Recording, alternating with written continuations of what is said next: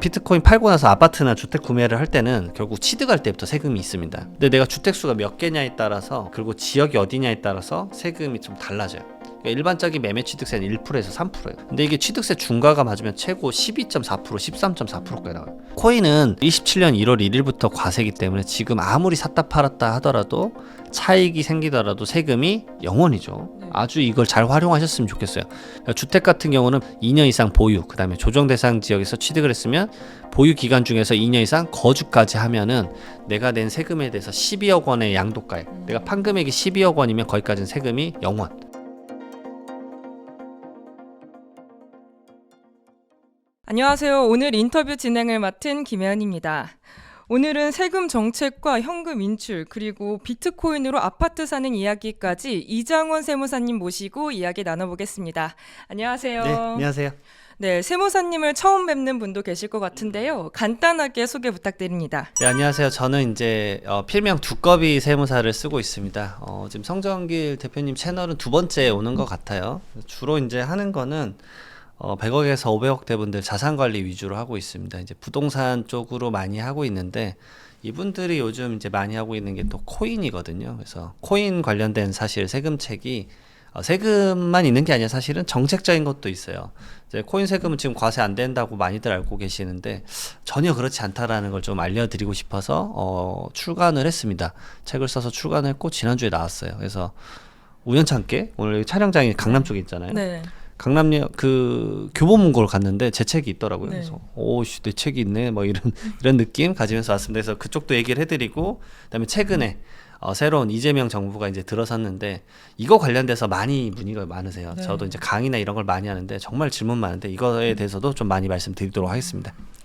네, 말씀 주신 것처럼 이제 이재명 대통령 당선 이후 주택 세금 정책 전반적으로 어떻게 변화할 거라고 보시나요? 우선은 이 정부에게 먼저 대선할 때 항상 바라는 게 있잖아요. 네. 막 이런 협회 나는 이런 걸 바란다 하면서 난 너희를 지지할게 뭐 이런 얘기들을 하잖아요. 우선은 건설 CEO나 이런 분들 보면은 전부 다 이제 정책 순위로 말한 게 부동산 쪽은 세금 풀어달라, 대출 풀어달라 이거거든요. 자, 이런 스탠스를 계속 이제 비춰줬기 때문에 이거를 이제 어느 정도 받아들이셔야 되기 때문에, 근데 이재명 대통령께서는 이제 세제 정책을 어떤 걸 내놨냐 이렇게 말을 하면 결론적으로 말씀드리면 안 내놨어요. 왜냐? 현상을 유지하겠다라고 하셨거든요. 그러니까 대선을 처음 나오신 게 아니에요. 사실은 이제 여러 번 나오셨었는데 예전엔 좀 이제 규제 쪽으로 말을 하셨다 그러면 이제 반대편이 국힘은 오히려 이제 세금을 좀 풀자 주의였죠. 근데 이게 이제 이재명 대통령께서는 여기로 온 거예요. 중간으로 이제 현상 유지하겠다. 이게 다른 채널에서도 말했는데 뭐 이렇게 말씀하셨어요. 뭐 집을 사겠다는 사람들한테 내가 굳이 세금을 통해서 수요를 억누르지 않겠다. 그리고 또 말했던 게 부동산 세금은 이상하게 손을 댈 때마다 문제가 되기 때문에 가급적 손대지 않아야겠다고 생각을 한다. 그도 그럴 것이 이제 문재인 정권에서 2017년 파리 대책부터 시작해서 거의 5년간 많은 대책이 나왔었는데 이상하게 대책이 이제 모르겠어요. 이게 그게 원인인지는 모르겠는데 그 대책이 나오고 나서 부동산 가격이 말도 안 되게 올라갔잖아요. 진짜 말도 안 되게 올라갔기 때문에 그래서 그냥 투자라는 스탠스이신 것 같은데, 그럼 과연 그냥 그대로 둘 것인가, 이것에 대해서 제가 좀 생각나는 이제 고민하고 나름 연구했던 게 있어서 그걸 오늘 좀 많이 말씀드리려고 합니다. 근데 그러면은 이재명 대통령이 세제 정책을 아예 안 내놓은 건가요? 그렇죠. 사실상 지금 이제 부동산 이제 공약 이 대선 하실 때는 그때는 부동산 세금은 내놓지는 않았어요. 따로 스탠스는 없으셨는데 현상 유지를 하겠다는 건데 사실 내외적인 환경이 그러게 두지 않을 수 있을 것 같아요. 저는 그게 오히려 이제 우려되는 거죠. 그리고 이제 시작하셨잖아요. 업무 지금 파이팅 네. 넘치게 하시잖아요. 오늘 이제 촬영 날짜가 이제 대통령 되시고 나서 그 다음 날이잖아요. 네. 오늘 보니까 점심에 김밥 드시면서 국무회의 했다고 하시더라고요. 네. 그래서 열심히 파이팅 넘치게 지금 일을 하시는데 어떤 대책이 나올 수도 있죠. 그래서 저는 이제 당분간 몇 달 동안은 계속 하루하루를 좀 지켜봐야 된다. 왜냐면 오늘 이제 성정길 채널에서 이제 인터뷰를 찍지만 네. 이거 편집할 시점에는 이게 이상한 소리 하네라고 할 수도 있어요. 사실은 이제 다른 그렇죠. 뭔가가 나왔을 수도 있기 때문에 그래 좀 알고 계셔야 됩니다. 근데 또 세수 공백도 심각한 상황이라고 들었는데 그 상황이 얼마나 심각한가요? 사실 첫 번째로 제가 말할 게 이제 세수 공백이고 두 번째로 말할 게 이제 지역 설정인데 이 두 가지가 부동산에 대한 세금 정책을 만약에 현상 유지를 하고 싶어도 하지 못하게 만들 수도 있다라고 생각이 들어요. 첫 번째로 세수 공백이 좀 심해요. 이게 윤석열 정부에서의 세수 공백이 23년도랑 24년도 합치면은 87조 정도 돼요. 사실 너무 큰 액수라 사실 감도 안 와요, 솔직히 네. 말로. 1억도 없는데 무슨 뭐 그런 느낌이에요, 사실은. 근데 이제 감사원에서 최근에 이제 이거를 이제 분석을 했었습니다. 이제 5월 말일자로 분석 결과가 나온 걸로 알고 있는데 이렇게 말을 하셨어요. 감사원에서 한 80% 정도, 한 70조 정도는 이게 말 그대로 정부가 경기 변동을 예측을 실패했다. 말 그대로 너무 잘 될 거라고 본 거죠. 이제 잘 되니까 세금도 많이 걷겠지라고 봤다라는 거죠. 결국은 이제 이 예측 실패라는 이제 스탠스가 나왔는데 이거를 이제 그 이재명 정부에서 어떻게 받아들일 거냐. 이게 만약에 그냥 세금이 부족하다라고 느끼면은 좀 더 거두려고 뭔가 부동산 정책이 네. 바뀔 수도 있잖아요. 근데 이거 너무 장밋빛 미래로 예측한 거니까 뭐 사실 이거 빼고 나면 세수 부족하지 않은 것 같아라고 또 볼 수도 있어요. 근데 이게 한편으로 또 이렇게 비춰져요. 이게 말 그대로 경기 예측을 실패했다는 얘기는 우리나라가 지금 좋지 않은 길로 가고 있다는 얘기거든요. 맞잖아요. 왜냐하면 뭔가 이제 국가의 성장률이 낮아졌다는 얘기니까. 근데 OECD에서도 뭐 최근 일주일 내내 우리나라 이제 국가 성장률을 1.5에서 1%포인트로 낮췄어요. 네. 그러니까 이 나라가 그러면 계속 성장할 수 있을 것인가라는 이제 근본적인 사실 퀘스천도 좀 존재하는 상황이죠. 네. 그럼 이제 대선 이후 부동산 세금에서 이런 건 꼭 챙겨야 한다 그런 게 있을까요? 저는 이런 거 좀 챙겼으면 좋겠어요. 우선은 제가 이제 이게 이재명 정부가 이제 들어서기 전에 이제 찍었었을 때 그 얘기를 했는데 항상 그래요. 결국은 이제 대통령이 되고 나서 그 다음에 어떻게 정책들을 실행하는가 이런 것들을 좀 잘 살펴봐야 된다.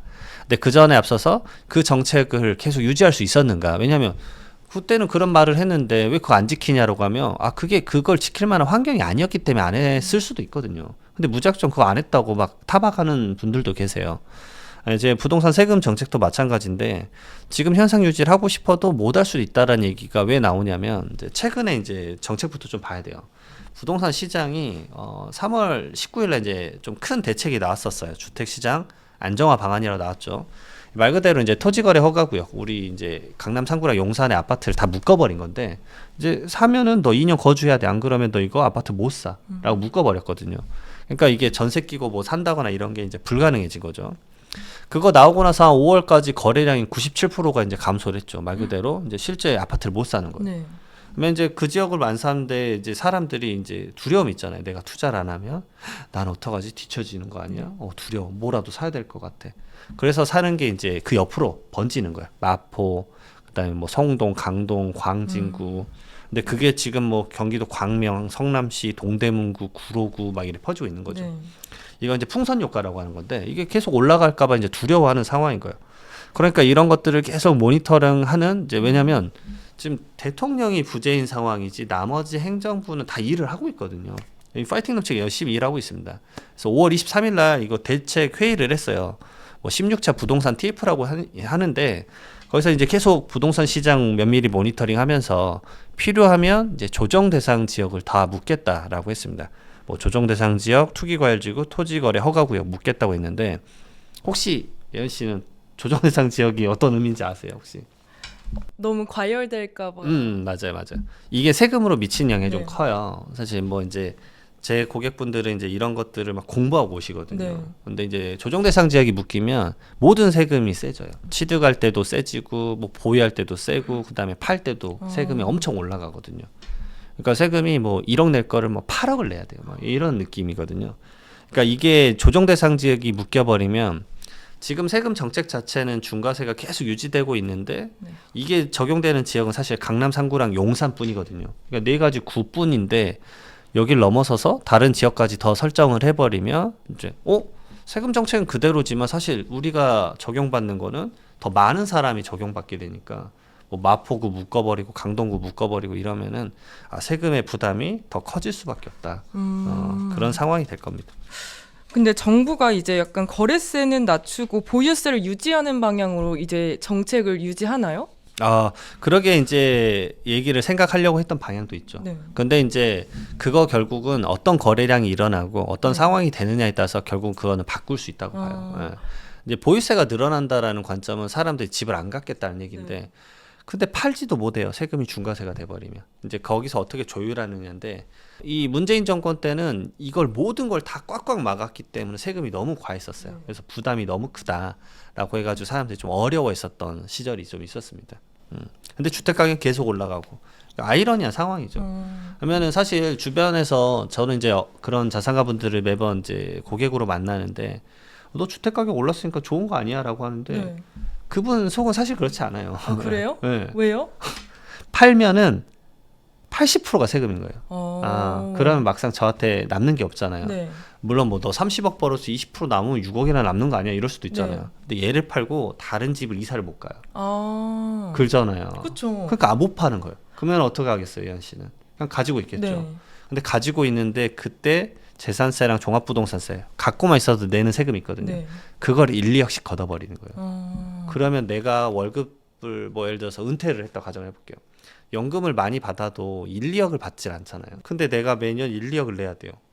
그러면 어떻게 할 수가 없죠. 너무 그러면 살 수가 없는데요. 그러면 얘를 결국은 팔아야 되잖아요. 네. 근데 팔면 세금 80%라니까요. 그러니까 그런 딜레마에 빠지는 경우도 있어요. 그럼 앞으로 이제 정책이 세무사님이 보기에 어떤 방향으로 갈 것 같으세요? 이거는 이 시장 분위기를 계속 볼 것 같아요. 그래서 이제 서울 같은 지역은 사실 계속 네. 이제 어떤 것을 계속 구입하려고 하는 열의가 넘치기 때문에 과열 양상을 띠거든요. 네. 그러면은 여기는 서울 지역은 좀 조정 대상 지역이란 걸 묶어서 야, 좀 억제를 해야겠어라고 생각을 할 수도 있는 거고, 그 다음에 두 번째로는 사실 서울 경기만 지금 부동산이 미친 듯이 올라가는 거예요.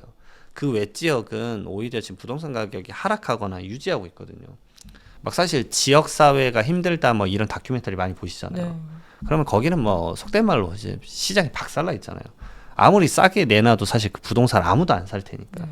그러니까 그런 상황에서는 오히려 더 풀어주는 이제 정책을 좀 해야 되지 않을까. 그런 정책이 없는 게 아니거든요. 근데 있는데 되게 미흡해요. 이 정도로는 이 정도 줘놓고는 좀 못하지라고 좀 생각을 하시는 것 같아요. 그래서 좀 더 과감하게 풀어줄 거는 좀 풀어준다고 한다면 지역에 있는 아파트나 이런 것들도 좀 많이 좀 활성화되지 않을까 생각됩니다. 약간 세금 정책이 빈번하게 바뀐다는 비판도 있는데 약간 이런 게 시장에는 어떤 영향을 줄까요? 엄청나게 큰 혼선이에요. 솔직히 말하면 아주 좋은 질문이신데 이게 너무 자주 바뀌면 사람이 미쳐요. 네. 왜냐하면 문재인 정권에서 사실 좀 많이 바뀌었어요. 뭐 1년에 한 번씩 계속 바뀌었거든요. 한두 번씩 계속 바꿨는데 그걸 못 따라가요. 그래서 그 당시에 무슨 말이 있었냐면 양포세무사라는 게 있었어요. 양도를 포기하는 세무사. 근데 세무사님들이 그 지식이 없어서 그걸 포기한 게 아니라 복잡해요. 그래서 연구를 하면 다 해결할 수 있어요. 세법이니까 다 해결할 수 있는데 그게 너무 꼬아져 있으니까 이런 식의 하나를 보는데 한 번에 의뢰인 거 상담으로 준비를 하는 거예요. 그래서 한번 보는데 1, 2주가 걸려요. 파악하는데. 대부분 그런 게 많아요. 제가 막 9주, 10주 걸린 것도 많아요. 근데 그 의뢰인은 우리는 결론이 결국 났잖아요. 이게 세금이 나온다 안 나온다 이렇게 결론이 났잖아요. 네. 막 9주간 파가지고 했어요. 근데 그분은 딱 듣고 끝이잖아요. 그래 오케이. 그럼 얼마를 지불할 것인가. 그렇죠. 네. 그러니까 이분은 지불 의향의 금액은 상당히 이제 낮은데 우리는 거기에 막 9주 10주간 쏘는 거예요. 그러면은 야 이거 안 하는 게 낫다. 야 이거 하지 말자. 왜냐하면 아니 세무사가 그것도 안 해 이게 아니라요. 우리도 먹고 살아야 되는 존재예요. 네, 왜냐면 우리도 제한된 시간으로 일을 해서 돈을 버는 건데 이게 수입료가 아주 낮은데 거기에 막 시간을 막 몇 주씩 투여하는 거는 절대 못해. 근데 그만큼 복잡했었어요. 그러니까 아무도 안 했었어요. 그런 상황이 또 펼쳐지진 않았으면 좋겠다. 개인적인 생각입니다. 왜냐하면 저는 그 힘든 시절을 다 경험했던 바로서 말씀드리는 거예요. 왜냐하면 너무 힘들어요. 그럼 그 당사자는 이게 비과세가 되면 세금이 0원이고 비과세가 아니면 갑자기 뭐 중과세여가지고 세금이 6억이 나온대요. 세무사님 어떻게 해요? 하는 거예요. 근데 저한테 수입료는 막 얼마 안 주는데 내가 이거를 잘못하면은 왠지 멱살이 잡힐 것 같은 거. 그러면은 와 이거 해야 돼? 막 이런 생각을 하는 거죠. 어려워요. 그러면 이제 세무사님이 보시기에 상속세 개편 어떻게 이루어질 것 같으세요? 맞아요. 요즘 저는 이제 원래 상속을 많이 해요. 네. 뭐 사실 요즘은 집 한 채만 있어도 상속세를 내는 상황이거든요. 네. 왜냐면 집값이 많이 올랐기 때문에. 그래서 이제 상속세에 대한 부담이 너무 커지고 개편은 오랫동안 안 했던 거죠. 이번에 나온 슬로건이 75년 만에 바뀌는 상속세예요. 그러니까 1950년대 상속세 생기고 처음 바뀐다. 뭐 거의 그런 내용이거든요. 그래서 이거를 이제 기획재정부에서 올렸어요. 3월 달에 올렸고 4월 달에 공청회 하고 5월 달에 이제 국회 통과시키겠다. 뭐 이랬는데 그러면 이거 상속세 바뀌는 게 이득이 되느냐라고 했었을 때 그걸 먼저 간단하게 좀 말씀을 드려볼게요. 지금 대한민국 상속세는 유산세라고 되어 있어요. 유산세는 내가 죽었다고 쳐볼게요. 그럼 내가 죽은 사람은 피상속인인데 내가 갖고 있는 총 재산에 대해서 상속세를 매기는 거예요. 그럼 내가 100억을 갖고 있다. 그럼 상속세가 얼추 45억 정도 나오거든요. 45억이 말이 지금 숫자지. 솔직히 그걸 내가 낸다 그러면 납부서 받으면 손이 막 바들바들 떨려요. 왜냐면은 이걸 내가 어떻게 내지 막 이러거든요. 솔직히 말하면. 제가 그러기에 이제 혼자서 내는 세금 구조라서 누진세율이라 높아요. 그리고 공제액수도 일괄 공제 5억 원, 그다음 배우자 있으면 최소 5억 원 더 해주고 뭐 이런 게 있거든요. 그러니까 공제가 좀 낮았단 말이에요. 그러니까 기획재정부는 그러게 하지 말고 받은 만큼 내자. 말 그대로 제가 100억이 있는데 제가 자녀가 10명이라 가정을 해볼게요. 그럼 자녀 한 명당 10억 원씩 준 거예요.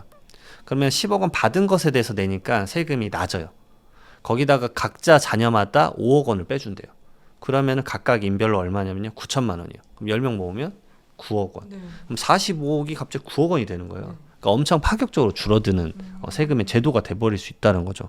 근데 요거를 좀 개편하려고 했었어요. 그래서 이제 계속 총총총총 가다가 5월 20일 날 결국 국무회의까지 통과를 했어요. 그럼 지금 딱 하나 남았어요. 국회만 통과하면 돼요. 근데 결국 지금 어떤 상황이 됐죠? 이재명 정부가 됐잖아요.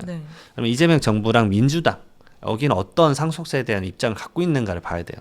그분들이 이제 이게 맞죠. 유산취득세로 바뀌어야 돼. 라고 스탠스를 갖고 있으면 제가 봤을 때 국회 통과할 거예요. 근데 이제 기존에 얘기 나눴었던 게 이제 더불어민주당 측에서는 지금 상속세 개편하는 거 이렇게 바꾸는 거는 조금 빠른 것 같다. 그런 입장을 줬고 그렇다고 개편 안 하겠다라고 하진 않았어요. 말 그대로 지금 일괄공제 5억 원인 걸 뭐 8억 원으로 늘리고 그다음에 배우자 상속공제도 5억 원에서 뭐 10억 원이나 아니면은 배우자한테 내가 죽고 나서 배우자한테 주는 거는 그냥 전부 다 빼주자. 뭐 이런 식의 얘기는 지금 한 바가 있지만 이렇게 큰 틀로 바꾸는 이제 유산 취득세로 개편은 바로는 좀 힘들 것 같다. 그래서 지금 국회가 어떻게 통과되는지 좀 지켜봐야 되긴 하겠지만 만약에 안 되게 되면은 결국 25년도에도 상속세는 현행과 똑같이 유지되지 않을까. 그리고 26년까지도 똑같이 유지되지 않을까라는 생각이 좀 개인적으로 있습니다. 그럼 실현 가능성은 한 3년, 4년까지 넓게 봐야 되는 건가요? 사실 그러게 봐요. 좋은 질문이세요. 왜냐면은 바로 개편이 힘들 것 같아요. 그나마 제가 봤을 때 기대하는 거는 이게 꼭 부동산 세금이든 상속세든 똑같아요. 모든 세금은 7월 말을 집중하셔야 돼요. 7월 말을 왜 집중해야 되냐면 7월 말에 세제 개편안이 나와요. 그러니까 우리가 내년에 1억의 세금을 바꿀게 라고 하는 제도가 7월 말에 나오는데 지금 사실 얼마 남았죠? 한 달 정도밖에 안 남았잖아요. 근데 저는 이 7월 말에 뭔가 개편안이 이제 물론 봐야 되겠지만 짠 하고 나올까는 지켜봐야 된다라고 보는 이유가 지금 이제 탄핵 때문에 이렇게 대통령이 바뀌신 거잖아요. 그러니까 어저께 그 얘기를 하셨잖아요. 여기 지금 컴퓨터도 없다. 그러니까 말 그대로 일을 해서 막 추진을 해가지고 바싹 해야 되는데 뭔가 하나도 없는 거예요. 거기다 내각 구성도 안 되어 있기 때문에 그 와중에 세제 개편안까지 신경 쓰는 건 쉽지는 않겠다. 그런 생각이 듭니다. 그래서 이게 많은 상속인 분들이 저는 이제 많이 만나니까 이제 가슴 답답해 하는데 이게 어떻게 될 거냐라고 한다면 와 쉽지 않을 것 같다. 근데 이제 제가 이제 강의에서는 사실 여기서 좀 더 말씀을 드리기는 해요. 네, 그런 것들은 이제 좀 유튜브에서 다 말은 못 하는데 어쨌든 지금 상황에서는 이제 다양한 경우의 수가 있기는 하지만 당장은 좀 힘들지 않을까. 큰 그림에서는 그래 보고 있습니다. 이제 2025년 상속세법 이제 개정 이후 상속 및 증여 관련된 세무 상담 문의가 많이 늘고 있나요? 사실 저는 계속 많아요. 왜냐하면은 이제 상속세랑 증여세 결국 재산 가치가 높아지면 계속 고민이 있을 수밖에 없거든요. 그러니까 상속세가 기존에는 별로 안 냈어요. 예은 씨 혹시 주변에 이제 있는지 모르겠지만 아직 젊으시니까 뭐 제 주변에 꽤 있어요. 이제 막 상속세 고민하시는 분들이 있단 말이에요. 그러면은 야 이거 어떡하냐 부모님 돌아가셨는데 나 상속세 어떻게 하냐. 근데 예전에는 상속세를 고민하면요 이랬어요. 요즘은 그냥 같이 공유하거든요. 그러니까 예를 들어서 저도 거의 한 10년 전에는 강의가 뭐 조찬이나 만찬 자리에서 왔었어요. 상속세. 요즘 뭐 주민센터에서도 부르는 거예요. 왜냐면은 이게 너무 그냥 일반적인 이제 고민이 돼버렸기 때문에 그런 상황에 맞춰서 이제 문의가 계속 이어지는 거죠. 다양한 이 유튜브에서도 상속이나 증여 관련된 컨텐츠가 조회수도 높게 나오고 그런 것 같아요. 뭐 제 것도 막 100만 넘은 것도 많아요. 예. 이게 젊은 사람들 입장에서는 부모 자산을 증여받는데 왜 이렇게 세금을 많이 내지 이런 맞아요. 느낌이 많이 들거든요. 혹시 절세 전략 같은 것도 있을까요? 완전 달라요. 우선은 이제 내가 현금을 받느냐, 코인을 받느냐, 부동산을 받느냐에 따라서 그 자산 형태의 평가 가액에 매겨지는 게 방법이 달라요. 그러니까 그걸 어떻게 가져갈 것이냐를 먼저 좀 따져봐야 되는 게 첫 번째고, 그다음에 두 번째로는 이 우리나라 그 상속 및 증여세법이 어떻게 돼 있냐면 주고 나서 10년이 지나야 초기화가 돼요. 그러니까 이제 성년이시잖아요. 네. 그러면은 이제 5천만 원까지를 받을 수가 있어요. 네. 부모님한테 당장 오늘 받으세요. 5천만 원.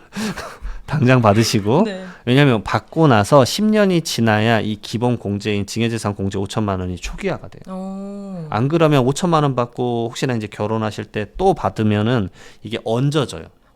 그럼 그때 세금이 나오는 거예요. 그럼 가장 빠르게 받는 방법이 절세를 할 수 그건 있는 가장 방법인가요? 예. 그래서 요즘은 기본적으로 손주 태어나면 할아버지들이 바로 줘요. 태어나자마자. 미성년자는 2천만 원까지 줄 수 있거든요. 네. 그러니까 바로 주는 거예요. 그래서 그런 걸로 이제 뭐 해외 주식을 산다거나 네. 뭐 코인을 산다거나 이런 고민하는 거죠. 물론 이제 미성년자는 코인 계좌를 만들 수는 없지만, 네. 근데 뭐 가상 지갑에다 뭐 개인 지갑에다 주겠다 뭐 이런 분들도 있긴 합니다. 네. 네, 약간 최근 국세청의 현금 흐름 감시가 강화됐다는 이야기가 많은데요.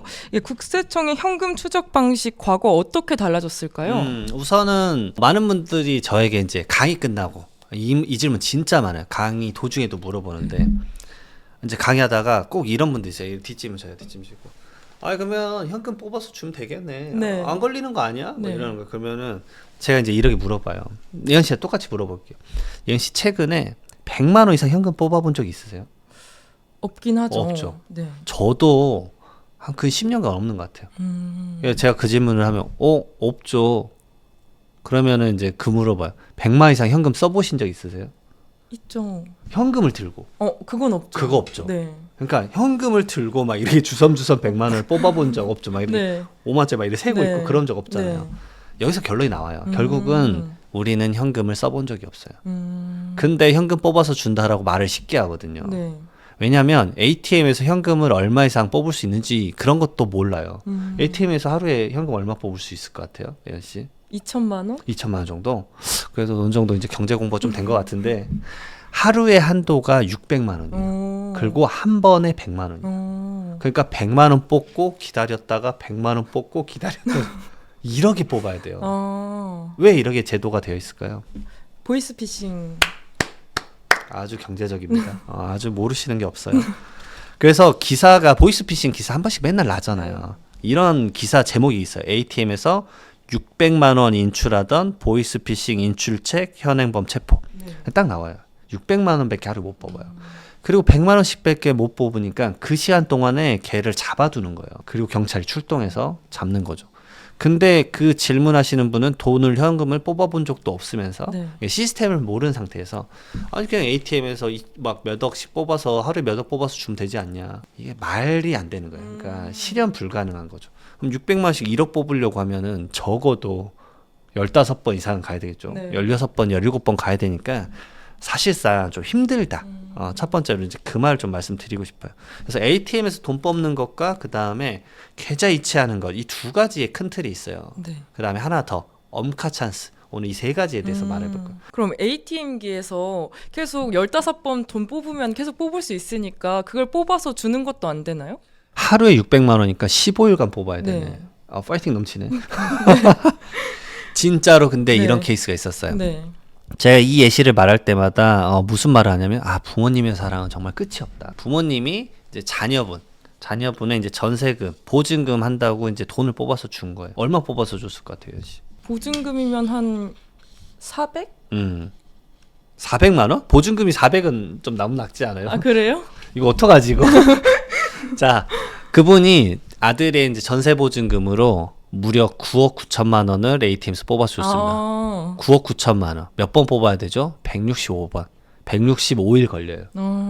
그러게 주고 나서 걸리니까 CCTV로 나를 봤나 이런 거예요. 아니 말이 안 되죠. CCTV 165일 동안 어떻게 그걸 보고 있어요. 결국은 이런 잡아내는 기법들이 있습니다. 결국 ATM에서 돈을 많이 뽑으면은 이제 다양한 기법들로 잡혀요. 우선 잡히는 방법부터 말씀드리고 그다음에 이분이 어떻게 잡혔는지도 말해 볼게요.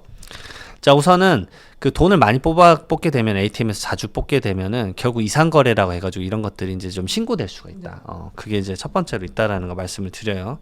그리고 돈을 뽑고 나서 어떻게 잡혔냐? 그 자녀의 PCI 기법으로 잡아요. PCI 기법이 뭐냐면 P가 프로퍼티, 재산의 증가예요. 9억 9천만 원. 간단하게 우리 10억으로 얘기해 보시죠. 그럼 10억이 갑자기 자녀 이름으로 전세 보증금이 딱 잡혀 있잖아요. 네. 그러니까 이런 식이에요. 전세 한 두 바퀴 돌려서 그 다음에 자녀가 그 돈 쓱 가져가면 10억이 생기는 거잖아요. 그러게 이제 주는 거예요. 자, 그럼 프로퍼티로 10억이 늘어났고 플러스 컨섬션, C가 컨섬션, 소비예요. 그럼 5년간 자녀가 얼마 썼냐? 2억을 쓴 거예요. 그럼 12억을 자녀가 어디서 났지요? 마이너스 I 인컴이에요. 소득. 근데 소득 자녀가 봤더니 5년간 3억 번 거예요. 그럼 12 빼기 3 하면 9억이잖아요. 자, 9억 너 어디서 났어? 근데 소명해봐. 소명이 안 돼요. 왜냐? 증여니까. 네. 그러면 증여세를 이제 속된 말로 때려 맞는 거예요. 근데 세금은 무서운 게 가산세예요. 9억 정도 되면은 이제 월세액도 비쌀 뿐더러 사실은 이제 월세액의 버금가게 가산세가 살인적이에요. 그러니까 월세액이 한 2억 1천만 원 정도 나올 건데 거기에 가산세가 한 1억 붙어요. 그러니까 3억 1천만 원. 근데 그걸 누가 내느냐? 예은 씨가 부모님부터 받으면 예은 씨가 내야 돼요. 이게 받은 사람, 대한민국은 수중자 받은 사람이 내야 돼요. 3억 1천만 원 있으십니까? 아니요. 있으면 좋겠죠. 네. 네. 이 돈을 내가 내야 돼요. 그러니까 살인적인 거예요. 너무 과중하죠. 그러면은 이제 어떻게 해요? 돈 없잖아요. 예은 씨가 돈 없으니까 아버지가 이제 내주는 거예요. 네. 이것도 증여. 증여세를 내주는 것도 증여. 또 내주는 것도 증여. 계속 무한으로 돌아요. 그럼 1.3배 정도 올라가거든요. 네. 그러면은 한 이제 4억 정도 나오는. 이제 그걸 이제 아버님이 4억 그래야 되는 거예요. 10억 받았는데 4억이 갑자기. 그러니까 아주 큰 부담으로 와닿을 수가 있어요. 그러니까 쉽게 생각하셨다가 이게 한번 터지면 큰 거예요. 왜냐하면 우리는 인생에서 사실 그 예은 씨는 증여나 이런 것들을 많이 접하지는 않았을 것 같아요. 네. 맞죠? 근데 이게 살아생전에 경험해봤자 거의 한 5번 경험해요. 양도 상속 증여라는 걸 경험하는 게 평생 5번 정도라고요. 그러니까 잘 몰라요. 근데 한 번 터졌을 때 방금 말했듯이 몇 억 단위예요. 예를 들어서 우리가 뭐 종합소득세나 뭐 개인의 세금 같은 경우 매년 내는 거 있잖아요. 뭐 근로소득이나 그런 거 내는 거는 사실 몇 백만 원 수준일 거예요. 대부분의 분들은 뭐 몇 천만 원도 있고 몇 억 단위도 있지만 그러면 아이 뭐 이 몇 백만 원 내지 뭐 이럴 수도 있단 말이에요. 근데 몇 억은 얘기가 달라지죠.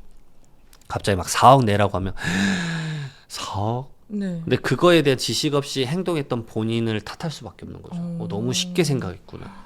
그래서 한 번 걸리면 그냥 호되게 당한다라는 거 말씀을 드리고 싶어요. 정말 호되게 당해요. 그럼 금액이 어느 정도면 이제 걸리기 시작하나요? 그게 결국은 저는 이렇게 말해요. 현금을 뽑아서 뭐 자녀분에게 줬어요. 이거 즉각적으로 세무서가 알 수 있느냐? 몰라요. 왜냐 세무서는 그렇게 한가한데가 아니에요. 네. 세무서 공무원분들 제가 진짜 존경할 정도 일 엄청 많이 해요. 거의 매근 야근을 해요. 거의 야근 수당 찍지도 않고 야근하는 거예요. 제가 보시는 분들 진짜 존경을 합니다. 진짜. 네. 근데 다 잡아낼 수는 없어. 왜냐? 예은 씨의 개인 계좌를 이렇게 막 들여다보면은 뭐가 돼요? 그 개인정보 사실은 네. 약간 침해받았다 생각하잖아요. 네. 그러니까 무작정 못 봐요. 근데 결국 어떤 타이밍이 있어요. 왜냐? 우리가 그렇게 큰 돈을 주게 되는 타이밍이 언제겠어요? 결국은 내가 부동산을 사거나 뭐 예를 들어서 예은 씨가 결혼을 해요. 그럼 결혼을 하고 나서 신혼집 마련해야 돼. 네. 그러면 신혼집에 대해서 내가 사거나 아니면 전세 보증금이 들어가야 되잖아요. 그런 큰 자금이 들어갈 때 결국은 부모님 찬스를 쓴단 말이에요. 그럼 갑자기 억 단위가 이체가 돼요. 또 어디서 난 거야? 그때 걸리는 거예요. 살아생전 대부분 걸리는 게 결국은 이 소득에 맞지 않게 주택을 취득, 고가의 주택을 취득했거나 아니면은 전세 자금을 썼거나. 근데 이제 한 번도 신혼부부분들이 이런 경험을 한 적이 없다가 이제 초대장을 받고 나서 이제 아차 싶은 거죠. 네. 이제 제가 국가에서 보내는 걸 초대장이라 부르는데 이제 당신을 초대합니다 하고 와요. 전혀 초대받고 싶지 않은데 네. 가야 돼.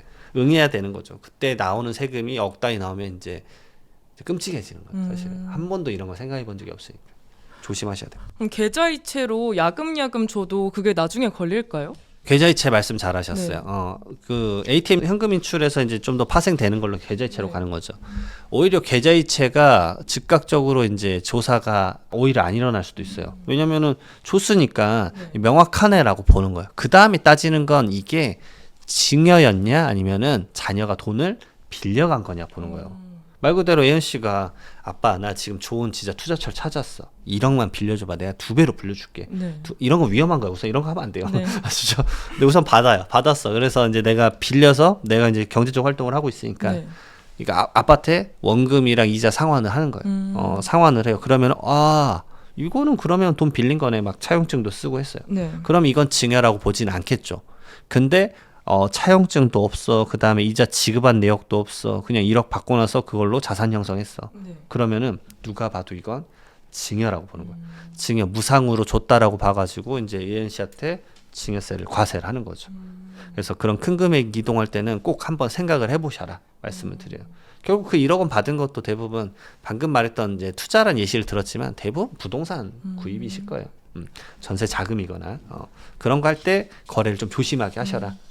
무조건. 왜냐면 이런 조사가 나오는 대부분의 분들이 누구냐면요. 신혼부부예요. 신혼부부들이 우선은 그것에 대한 인지도 못하고 자금 있는 줄 알고 아무 생각 없이 턱턱 샀다가 세무서로부터 조사를 받는 거죠. 조심해야 됩니다.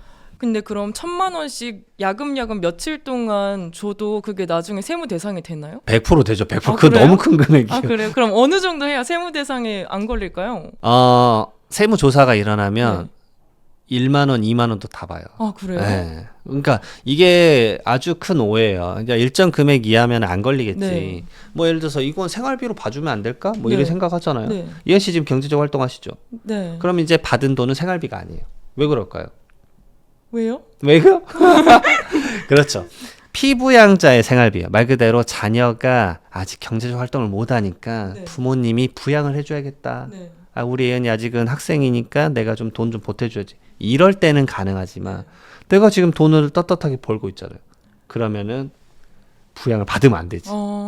그러기에 연결되는 거예요. 그러니까 말 그대로 이게 경제적 활동을 하나 안 하나 차이도 상당하다라는 거. 그럼 취준생 분들도 이게 나중에 증여 세무 조사 대상이 되나요? 아니죠. 취준생은 괜찮죠. 취준생 왜냐하면 괜찮아요? 취준생은 나도 아직 경제적 활동 안 했잖아요. 어. 그럼 당연히 부모님한테 독서실비 받고 네. 커피값 받고 그다음에 문제집값 받고 뭐 인강 비용 받고 해야지. 오. 빨리 취업해가지고 사실 부모님 도와드리는 게 효도죠. 사실 그런 것까지 제재를 하진 않아요. 국세청 직원분들도 사람입니다. 그분들도 자녀가 있고 그분들도 다 얘기하면 다 합리적으로 생각하세요. 그래서 막무가내로 다 추징하진 않아요. 그리고 하나 더 말씀드릴게. 1억의 생활비 받아서 네. 다 그 얘기하세요. 나 살아생전에 한 번도 이거 세무서로부터 연락받은 적 없어. 뭐 나 1,000만 원씩 막 몇 번 받았는데 뭔 소리 하는 거예요? 저 세무사 맞아? 네. 저는 아무것도 모르는 것 같은데. 전혀 그렇지 않아요. 왜냐? 모든 계좌를 매일 보고 있지 않다고요. 아까 말씀드렸잖아요. 줄 때는 거의 몰라요. 이게 빌린 건지 뭔지 모르잖아요. 네. 결국은 그 돈으로 자녀가 주택을 사거나 전세 자금을 썼으면은 어떻게 나신 거예요 하면서 조사가 일어난다고. 근데 그런 행위가 안 펼쳐지면은 그냥 줬나 보다 하고 끝나는 거예요. 그러면은 아무 생각 없이 사람들이 이러게 돼요. 처음에는 한 10만 원씩 보내요. 세무서 네. 연락 안 오네? 네. 그럼 이제 100만 원 커지는 거야. 네. 안 걸려. 얘는 안 걸려. 네. 그러다 이제 1,000만 원 넘어가는 거지. 그리고 나서 무슨 사태가 펼쳐지나 우리는 이 증여를 상속하고 무조건 연결을 해야 돼요. 왜냐?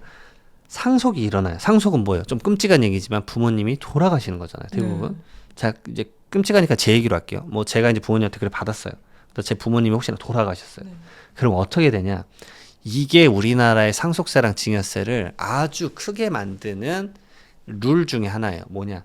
10년 이내에 상속이 일어나면 10년간 증여한 것을 전부 다 상속재산에 얹어서 계산을 해요. 그러니까 그동안에 10년간 내가 이제 받았던 돈에 대해서 네. 한 번도 세무서에서 관심이 없었잖아요. 네. 근데 이제 아버지가 돌아가셨잖아요. 아버지 10년치 계좌를 다 오픈을 합니다. 그래서 저 바로 알고 나오시죠. 네. 예. 그리고 아들인 이장훈 세무사에게 이체한 내역을 쫙 뽑아요. 10년간 내역을. 다 뽑아요. 제가 어디까지 했느냐? 주택 청약 2만 원씩 하잖아요. 네. 그것까지 쫙 뽑은 다음에 네. 자 10년간 자녀분이 받은 금액이 6억 원이다. 네. 소명하세요. 근데 내가 아들이 반대로 아빠한테 준 내역은 하나도 없어. 네. 그럼 6억 원에 대해서 우선 증여세를 맞아야 돼. 5천만 원 빼고 네. 5억 5천에 대해서 증여세를 맞아요. 근데 증여세를 맞으면 좋지. 네. 뭐가 퍼지죠? 가산세. 어. 그리고 이 6억 원이 그대로 끝이 아니에요. 자, 증여세 다 내셨죠? 이거를 상속재산에 얹을게요. 그래서 다 나머지 아버지 상속재산이랑 얹어서 네. 상속세를 다시 계산하고 가산세 두 개가 붙어요. 제가 이런 케이스가 있었어요. 9년 11개월 28일 전에 네. 3일만 건강하게 사셨으면 됐는데 네. 그분이 3억 원 그 당시 시점에 증여한게 걸렸어요. 그러니까 9년 11개월 28일 전에 3억 원을 준 거예요. 증여를. 네. 걸렸어요. 이걸로 증여세랑 상속세 내서 2억 7천만 원 됐어요. 가산세가 반이에요. 거기서. 어. 가산세가 엄청 무서워요. 세금은 가산세가 100%가 넘어가기 때문에. 네. 그러니까 월세가 지금 1억 5천인데 가산세가 1억 5천 뭐 이런 개념이에요. 그래서 세금은 가산세가 무섭고 한 번에 이렇게 터지면 무섭고 근데 이거를 대부분 경험을 하지 않으셨을 거다. 왜냐? 상속을 경험해 본 적이 없어요. 부모님의 죽음을 이게 생각한다니 끔찍한 네. 일이에요. 근데 제가 이거 혹시 이제 보시는 분들 중에 50대 분들에게는 사실 그 얘기를 해요. 50대 분들 중에는 사실 이제는 조금 생각해야 된다. 어. 사실 50대 분들이면 약간은 생각하실 거예요. 혹시나 부모님 어떻게 되면 네. 뭐 형제들끼리 얘기 나눌 수도 있잖아요. 그러면 이런 것들 사실 부모님하고 미리 공론화하는 게 전 좋다고 보는 게 50대 분들의 아버님 세대는 대부분 80대잖아요. 네. 이분들은 대부분 부동산 형성으로 많이 되어 있어요. 네. 우리나라는 맞아요. 어쩔 수 없이 부동산 기반이거든요. 왜냐면 모든 재테크도 다 부동산이잖아요. 그럼 부동산에 상속재산이 많이 뭉쳐있다는 얘기는 뭐냐면 돌아가시고 나서 6개월 이내에 내가 상속세를 내야 돼요. 상속세가 10억이 나왔어요. 갑자기 10억을 어떻게 내요? 그렇죠. 돈이 어딨어. 부동산만 100억짜리면 뭐하냐고. 제가 최근에 이런 상속이 있었어요. 그분이 110억인가 있었어요. 근데 현금성 자산이 1억 있었어요. 근데 상속세 45억. 어떻게 내요? 부동산 막 금매로 던지는 거예요. 그러게 되면 결국은 소중하게 모았던 아버님의 재산을 내가 금매로 싸게 넘기는 꼴이 돼요. 그래서 50대 되신 분들한테 제가 말씀드리는 게 뭐냐면 지금까지 이 상속에 대해서 고민을 안 했다라는 건 그동안에는 그럴 수 있다. 왜냐? 부모님의 재산을 말하는 건 우리나라에선 사실 금기 시대에 있어요. 터부 시대에 있잖아요. 너 지금 내 재산 노리냐 이래버리거든요. 솔직히 말하면. 이게 미쳤네 막 이래버리거든요. 네. 너랑은 인연 끝이다 막 이래버리잖아요. 솔직히 말하면. 힘들단 말이에요. 네. 근데 지금 50대쯤 되면요. 솔직히 말하면 형제들끼리 같이 부모님과 얘기를 나눠야 돼요. 그래서 아버님 혹시나 돌아가시면 상속세가 많이 나온다는데 그걸 우리가 내야 되는데 아버님의 재산을 막 팔아가면서 내야 되는 상황이 될 수도 있을 것 같다. 우리 이제 아버님한테 죄송하지만 미리 좀 이걸 하자. 그리고 이 이야기를 왜 해야 되냐면요. 살아생전에 이 가르마를 안 타면 돌아가시자마자 집안이 박살이 나요. 엄청 많이 싸워요. 상속으로 인해서 부모님들이 이제 싸우는 꼴을 못 보셨겠죠. 저는 현장에서 너무 많이 봐요. 아 그래요? 경찰 부르고 막 법원 가고 난리 아니에요. 지금 오늘 오면서도 무슨 얘기를 들었냐면 이제 그분이 한 120억 상속이었는데 네. 형제들끼리 소송하고 난리가 났어요. 나한테 이것 좀 어떻게 했으면 좋겠냐 네. 의견 물어보고 그런 상황이에요.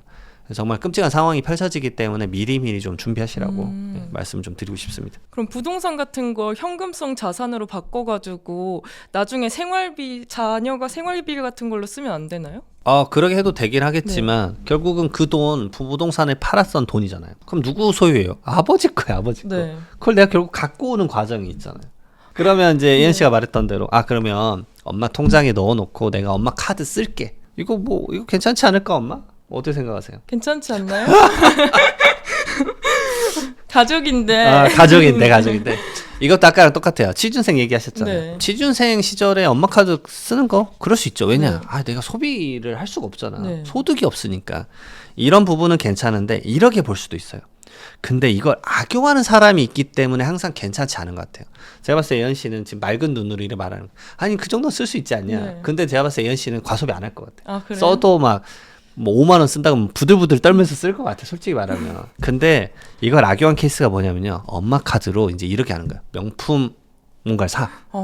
그리고 그걸 내가 당근에 팔아. 오. 그러면 이게 뭐예요? 깡이지, 깡. 나쁜 행동을 한 거잖아요. 이해가시죠? 이런 네. 생각을 안 해봤잖아요. 네. 그러니까 에어 씨가 맑아. 내가 봤을 때는. 그래서 대화가 되는 거예요. 왜냐면, 아니, 그 생활비 얼마 쓴다고. 근데 그 생활비 범위로 악용한 사람이 이렇게 있다고. 그러니까 항상 이게 제재를 받는 거예요. 그러니까 명품 막 1억, 막 몇 억 걷어버리고 네. 그거를 자기 거인 것만 해서 팔아버리는 거예요. 현금화 시킬 수 있잖아요. 네. 요즘 당근에서 금방 팔아버리잖아요. 맞아요. 그러면 현금 막 이렇게 들어오니까 그런 문제가 생기니까 너무 악용을 하는 건 말도 안 된다. 그러게 보셔야 된다. 첫 번째로 이거고, 그럼 두 번째로 나아가는 게 뭐냐? 그러면 자녀가 소득이 있어요. 소득이 있으면은 이 부모님의 카드 써도 되느냐? 네. 어떻게 생각하세요? 괜찮지 않나요? 아까 말씀드렸지만 피부양자의 생활비는 네. 안 돼요. 피부양자 생활비까지만 되고, 난 이제 돈을 버니까 부양 의무가 괜찮아. 네. 그러니까 자녀가 그 카드를 사실 쓰면 안 돼요. 근데 이거를 세무서에서 바로 알아내는 건 아주 힘들어요. 그렇죠. 네. 내 카드 내용을 다 보고 있을 수가 네, 없잖아. 그렇죠. 사실. 네. 그렇다고 합리화하지 말라고. 합리화하지 마시고. 핵심은 아까 말씀드렸잖아요. 자녀가 결국 어떤 부동산을 사요. 네. 자, 연말정산을 해보면 알아. 연말정산을 하면 소득금, 그 연말정산 간소화 서비스에 내가 소득 금액에 따라서 카드 얼마 썼는지 내역이 쭉 나와요. 신용카드 소득공제라는 게 있어요. 이현 씨 모르고 계시나요? 아직 사회초년생이라서 네. 내가 카드 얼마 썼는지 국세청 내역대에 보면 쭉 나와요. 그래서 뭐 전통시장에서 얼마, 그다음에 뭐 대중교통 얼마 쭉쭉 나와요. 문화비 얼마 해서 뭐 2천만 원 썼네 이게 나오거든요. 근데 자, 합리적으로 보세요. 내가 경제적 활동을 하고 있어요. 직장 생활 한단 말이에요. 그럼 점심 사 먹고 뭐 사 먹고 하잖아요. 편의점 커피 사 먹고 네. 하잖아요. 그러면 적당히 쓰는 금액이 존재할 거잖아요. 네. 뭐 대중교통도 타야 되고 네, 맞아요. 뭐 버스도 타고 택시도 타고 그러면 그 금액들이 쌓이는 금액이 있을 거란 말이에요. 뭐 연봉이 5천인데 내가 1년에 썼던 내역이 뭐 1,500만 원, 뭐 2천. 대부분 한 이 정도 써요. 1,500 내외 쓰거든요. 그러면은 아, 이 정도 썼나 보다. 그 내역이 있어야 되는데 엄카 찬스를 쓰신 분들은 연봉이 5천인데 소득 금액이 얼마? 0이 수렴하겠죠. 네. 그러면 과세관청에서 뭐라고 했어요? 선생님 혹시 직장까지 뛰어가고 밥을 해 먹냐? 쌀 농사 지으세요? 막 이래요. 말이 안 되잖아. 네, 그렇죠. 그러게 되는 거예요. 말이 안 되게 보이는 거지. 이게 좀 말이 되냐? 이게 뭐 따르기만 타도 이러긴 안 될 것 같다. 막 이런 얘기가 나오는 거야 진짜. 점심 매번 굶으실 수도 없고 뭐 물만 마시는 것도 그쵸. 아니고. 그러면 이제 사실 횡령이잖아. 학교에 막 사무실에 있는 거 막 까먹는 거잖아. 그러면 불가능하다라고. 이게 첫 번째고 결국 이제 부동산 사거나 이랬을 때 이런 것들을 포착할 수 있다라는 거. 그다음 두 번째는 아까 말씀드렸잖아요. 상속이에요. 결국 돌아가시면 그게 이슈가 되는 거예요. 살아생전에 이슈가 많이 안 될 수도 있는데 네. 왜냐면 제가 상속세 하다 보면요. 이렇게 이제 마지막 달에 이제 그 고인이 쓴 카드 내역을 이제 채무로 넣어요. 그러니까 아직 결제를 안 한 것은 결국 빚이니까 이제 상속 재산까지 깎아준단 말이에요. 근데 마지막에 사용 내역 보면 이런 게 막 나와요. 뭐뭐 땡땡 당구장, 땡땡 필라테스, 땡땡 PC방, 땡땡 스크린 골프장. 네. 말이 안 되잖아요. 그쵸. 이분은 와병 생활을 하면서 이제 중환자실에 누워 있었단 말이에요. 근데 그쵸. 땡땡 스크린 골프장 이게 무슨 말도 안 되는 소리예요. 네. 그러니까 이게 좀 이해가 안 가는 거죠. 음. 그러니까 첫 번째로는 그거예요. 나랑 부모님 사는 지역을 봐요. 아, 그래요? 그렇죠? 되게 놀라는데. 이거 간단하죠. 왜냐면은 나는 예를 들어 송파에 살아요. 네. 근데 뭐 예를 들어서 부모님 같은 경우는 뭐 이렇게 할게요. 뭐 여의도에 산다고 해볼게요. 네. 좀 떨어져 있잖아요. 네. 근데 엄마의 카드가 자꾸 송파에서 결제가 돼. 근데 어떻게 네. 확인할 수 있죠? GS 편의점, 송파점 네. 다 나오잖아. 잠실점, 뭐 오금점 다 나올 거잖아요. 뭐예요? 매일 편의점 갈 때마다 여의도에서 네. 송파까지 가셔서 쓰시냐? 말이 안 되잖아. 아, 근데 엄마가 그럼 송파에 거주하고 있는 걸 수도 있잖아요. 아니지. 주소는 주민등록 주소를 바꿀 수 없잖아요. 근데 그 실생활 거주. 실생활 거주. 그럼 또 말할 수 있지. 네. 자, 그럼 한 단계 넘어갔어. 네. 자, 그다음에 두 번째로 넘어가 볼게요. 지형이 네. 비슷해. 네. 좋아. 근데 어머니가 막 갑자기 뭐 태권도장, 합기도장, 막 장난감, 막 플스, 막 이게 구글 게임머니 결제, 막 카레 전문점, 막 이런 거 나와요. 엄마가 마라탕을 좋아할 수도 있지. 그럴 수 있어. 근데 이제 좀 쉽지 않아 이게. 그런 그죠. 것까지 다 보나요? 사용 내역, 카드 내역 때문에 다 나오잖아요. 근데 나이대하고 그 쓴 가게랑 이렇게 조합을 해보세요. 다 봐요. 아. 이게 세무조사가 재밌어요. 왜냐면 이런 것도 있어요. 6시 이후에 결제한 내역을 인정 안 해줄 때도 있어요. 사업을 하시는 분들. 왜냐? 6시 이후에 퇴근해야 되는데 무슨 결제를 했냐. 그 다음에 주말에 쓴 거 인정 안 해줘. 왜 주말에 일을 하냐. 그거 다 금방 필터예요. 요즘 시스템이 얼마나 좋은데요. 그리고 하나 더 있어요. 뭐 이런 것도 있어요. 먼 지역에서 쓴 거 다 필터예요. 아, 그래요? 내가 송파 사는데 갑자기 왜 남양주에서 기름 넣었냐. 그럼 나 출장 간 거다. 네. 놀러 간 거 아니야. 주말인데. 아. 이렇게 보는 거예요. 보는 거 일도 아니에요. 그러니까 이제 지금 이렇게 지식을 알게 된 거잖아요. 네. 그러니까 이거 그냥 막 하면 안 되겠구나. 네. 아차 싶은 것들이 생각이 드시죠? 네. 그럴 때 연락 주세요. 제가 답변을 드리도록 할게요. 근데 그러면은 약간 카드 계좌 간 거래보다 현금 인출이 더 강하게 조사 대상이 되나요? 왜냐하면 카드를 사실 그 예은 씨처럼 막 이렇게 네. 생각하신 분들은 과하게 쓰진 않잖아요. 솔직히 말하면. 그쵸. 과하게 쓰진 않을 거예요. 그래서 카드를 막 집중적으로 보는 그거는 좀 낮은 편인 것 같기는 네. 해요. 그리고 사실 카드 내역을 또 받아보는 것도 일이잖아요. 네. 카드사 요청을 해서. 근데 이제 현금을 이제 인출하거나 이런 부분들은 바로 나오잖아요. 그럼 현금 인출했는데 막 자녀 계좌에서 입금이 돼. 그러면 이게 오해를 살 수밖에 없죠. 막 이게 둘의 시간이 막 30초 차이밖에 안 나. 그럼 뻔하잖아요. 네. 바로 이게 뽑아서 이거 줬나 보다. 어. 이렇게 돼버릴 수 있기 때문에 이런 것들은 좀 하지 마라. 생각보다 쉽게 걸린다. 약간 이제 고액 자산가분들은 그럼 현금을 또 어떻게 관리하시나요? 사실 고액자산가분들은 오해받을까봐 이런 거 잘 안 해요. 아, 그래요? 생각보다 안 해요. 그런 대신에 이제 고민을 많이 하죠. 왜냐면 이거를 이제 이런 다양한 방식도 있을 수 있겠지만 네. 그 전에 내가 소득을 벌 때부터 자녀에게 소득을 주는 형태를 만들자. 그러니까 우리가 법인을 만들어서 법인에서 자녀가 같이 사업을 꾸리게끔 해서 사업 마인드도 가르쳐주고 너도 한 사업체의 일원으로서 일하게 만들어주는 거야. 그래서 이 돈을 많이 버신 분들이 여러 다양한 물론 직종이 있겠지만 네. 제가 주로 만나는 건 사업하시는 분들이잖아요. 네. 사업하시는 분들은 그 마인드셋이 돼 있어요. 그래서 자녀에게 사업하는 법을 알려주자. 그러니까 오히려 제가 봤을 때 가장 큰 증여는 그 이런 삶의 환경에서 어떻게 살아갈 수 있을지를 알려주는 방식인 것 같아요. 물론 이런 이제 거대한 증여도 있지만, 네. 근데 이제 그러게 이해를 하세요. 차라리 어차피 내야 되는 세금이다. 합당한 방식에서 제일 낮춰서 내겠다라고 해서 부동산을 확 줘버리거나 이런 것들 많이 하죠. 오늘 제가 상담한 것도 이제 여의도에 있는 아파트인데 25억짜리 아파트를 이제 어떻게 주면 싸게 줄 수 있을까? 근데 그분들도 감당은 해요. 몇 억을 내는 건 당연히 내겠다. 그 대신 최대한 낮춰서 내겠다. 네. 합법적인 수준에 대해서. 근데 잘못하면 어차피 조사 나와서 이 뭐랄까요? 세금, 그다음에 거기 가산세를 많이 걸리는 걸 아니까 주변 분들에게 얘기 들어보고 그냥 합당하게 딱 진행을 해요. 그 대신 빨리 주려고 하죠. 왜냐? 증여는 빠를수록 좋은 게 뭐냐면 물론 이 가정이 틀릴 수도 있습니다. 근데 인플레이션 때문에 모든 자산 가치는 결국은 계속 올라가거든요. 네. 근데 세금은 요율은 그대로예요. 그러니까 1억일 때 얼마, 3억일 때 얼마, 5억일 때 얼마 세금 걷는 요율은 똑같이 정해져 있단 말이에요. 계속 픽스되어 있는데 내 자산 가치는 예를 들어서 내가 이제 아파트를 갖고 있어요. 네. 아파트를 내가 5억에 샀는데 지금 그게 20억이잖아요. 그러니까 올라간 것에 대해서 세율도 같이 올라가면 좋은데 안 올라간다고요. 네. 그러니까 결국은 자녀한테 주는 것도 빨리 주는 게 낫다라고 생각에 다다르는 거예요. 왜냐면 지금 부동산이 아파트가 뭐 7억이에요. 그러면 지금 내는 세금도 야 1억이나 내야 돼? 그럼 두려워서 못 줘요. 네. 근데 이런 분들 제가 진짜 많이 상담했어요. 근데 2017년 파리 대책 때 와 1억 와 이건 못 주지 했어요. 네. 근데 딱 3년 지나고 나서 아직도 기억나요. 이런 케이스가 너무 많아요. 20억 되고 이제는 줘야 되겠어요. 더 올라갈까 봐. 그래서 줘요. 네. 20억 되기 전에 왔었으면 7억으로 모든 세금을 내고 자녀가 증가된 13억 원은 그냥 자동으로 자기 있게 되는 거예요. 그렇게 줘야 되기 때문에 뭔가를 준다 그러면 최대한 빨리 주는 게 차라리 낫다라고 말씀드립니다. 그러면 만약 일반인이 모르고 했다가 세무조사 대상이 되는 경우도 있나요? 엄청 많죠. 엄청 많아요. 아, 그래요? 그걸 거의 월이나 분기 단위로 500에서 1000건씩 잡아내요. 그 세무조사 방어하는 게 제 일이에요. 근데 얘기 네. 들어보면 다 계획을 뭔가 안 하고 하시는 거예요. 그러니까 이게 이런 식이에요. 연말정산이나 종합소득세 생각을 하는 거야. 야 이거 뭐 별거 있겠어. 근데 말씀드리잖아요. 내가 이제 사업자시잖아요. 프리랜서니까 아시잖아요. 그럼 내가 소득을 연 단위로 쫑쫑쫑쫑쫑쫑 벌잖아요. 네. 그리고 그거에 관련된 경비도 쫑쫑쫑쫑쫑 쓰잖아요. 그러니까 수많은 거래가 이루어져서 종합소득세로 이제 표출되는 거잖아요. 근데 양도상속 증여는요. 이렇게 있다가 팡 터지는 세금이에요. 한 번의 거래라고요. 근데 그 한 번의 거래를 되게 단순하게 생각해요. 야 그냥 20억짜리 10억에 줘버려.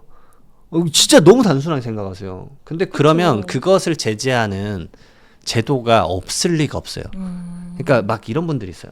내가 기가 막힌 꼼수를 알아내왔다. 네. 세무사님 이거 되지 않냐. 맞아요. 헛소리 하지 마세요. 이거 30년 전부터 때려 맞고 있었다. 왜냐하면 그런 꼼수는 이미 4, 50년 전부터 우리의 선배들이 다 했습니다. 그것을 억제는 세제 개편안이 매년 몇백 개씩 바뀌어요. 새로운 제도가 생기면 나는 절세라고 생각했지만 꼼수네 때려 맞아 하고 바꿔버리는 거예요. 그래서 매년 세제 개편안이 몇백 개씩 바뀌어요. 저는 그걸 매번 연구를 해서 제 유튜브 채널이나 이런 좋은 채널에 와서 알려드리는 사람이고 근데 저는 그런 거랑 그다음에 실제 현장에서 세무조사하는 그 트렌드를 알고 있으니까 요즘 이렇게 조사하더라. 그 느낌을 알아서 이제 그 표출하고 말해주는 거죠. 그래서 의뢰인분에게 억울하지 않게끔 도와주는 거예요. 절세 전략 같은 게 따로 없는 건가요? 아니죠. 그건 케이스마다 너무 달라요. 결국 가족 환경마다 다르고 그다음에 그 케이스에서 이 부동산을 줄 거냐, 이 코인을 줄 거냐, 아니면 현금을 어떤 방식으로 줄 거냐. 그런 방식에 대해서 논의점을 달리 가져가야 되는 거예요. 그리고 시점도 달리 가져가는 거예요. 뭐 이런 거예요. 예은 씨가 막 나는 한 2년 있다 결혼할 것 같아. 그럼 지금 미리 받는 게 나을까? 아니면은 2년 이후에 받는 게 나을까? 부동산 시장과 연계해가지고 지금 갖고 있는 예산이랑 맞물려서 그 시점을 잡는 것도 어찌 보면 절세 플랜인 거죠. 난 아무 생각 없이 그냥 결혼할 때 받지. 근데 2년간 5억 올라요. 어떡하실 거예요? 당황스럽잖아요. 제 상속세가 지금 그래요. 이분이 1월 1일 날 돌아가셨어요. 그 당시 시점으로 부동산을 가격을 매기면 20억이에요. 그런가 보다 하는 거예요. 근데 지금 상속세 이제 내기 직전이잖아요. 7월 말까지 신고거든요. 지금 감정평가를 했더니 최근에 팔린 가격이 얼마인지 아세요? 27억이요. 5개월 만에 7억이 올랐어요.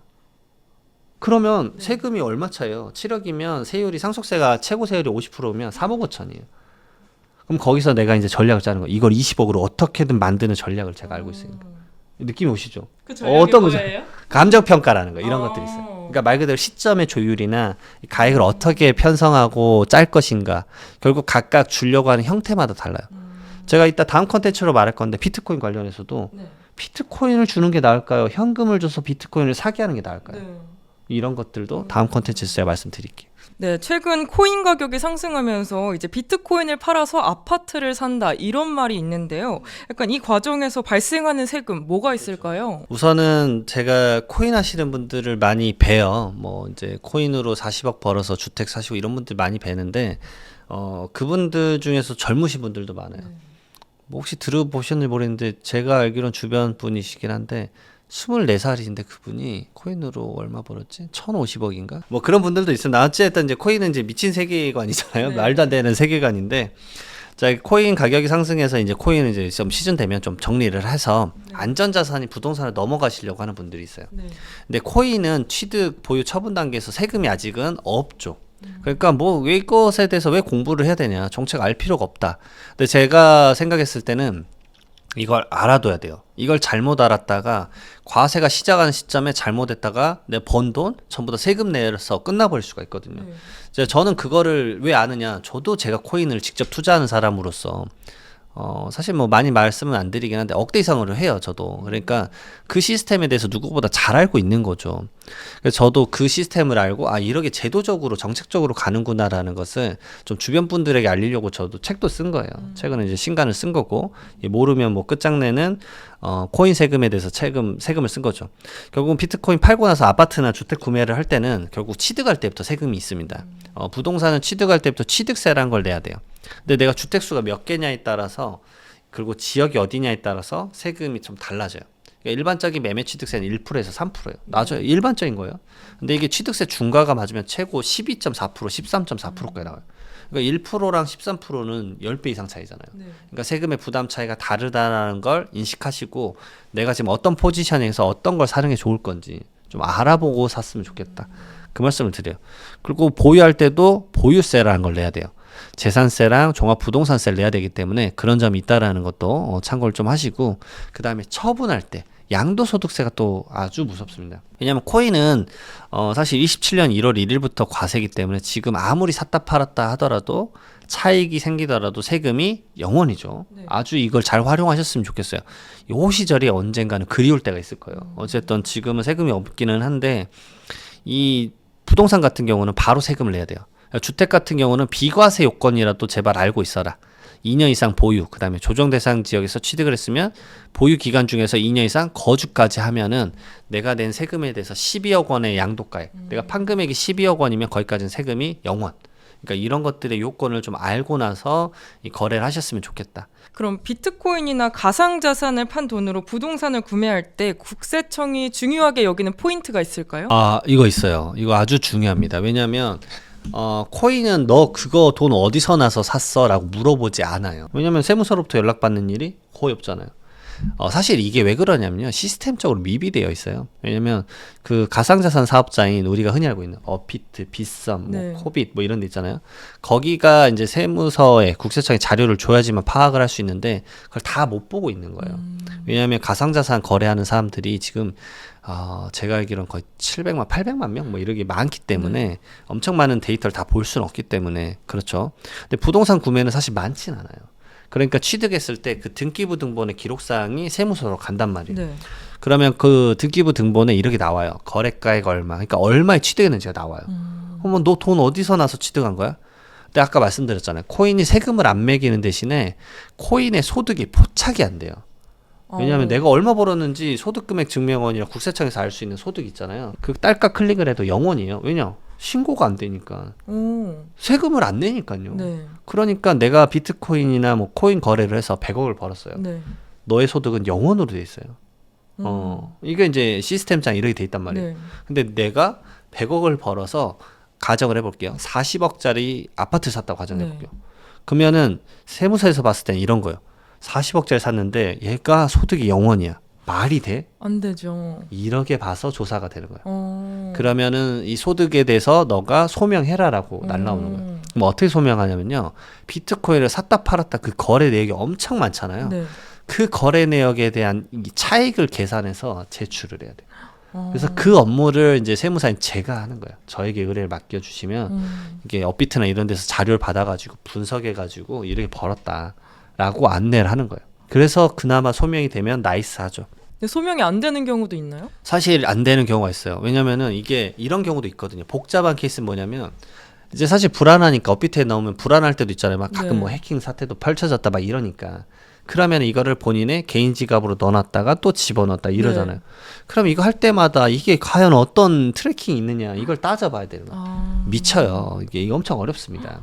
예, 저는 이제 개인 지갑도 쓰고 하니까 이게 뭔 말 하는지 그 시스템을 이해를 네. 하는데 이 사실 공무원분들은 코인을 못 하게 돼 있어요. 그래요? 그때 코인이 가격이 막 올라갈 때 공무원분들에게는 뭐 품위 유지 막 이런 것 때문에 코인 하지 말라라고 네. 이제 엄포를 좀 놨었어요.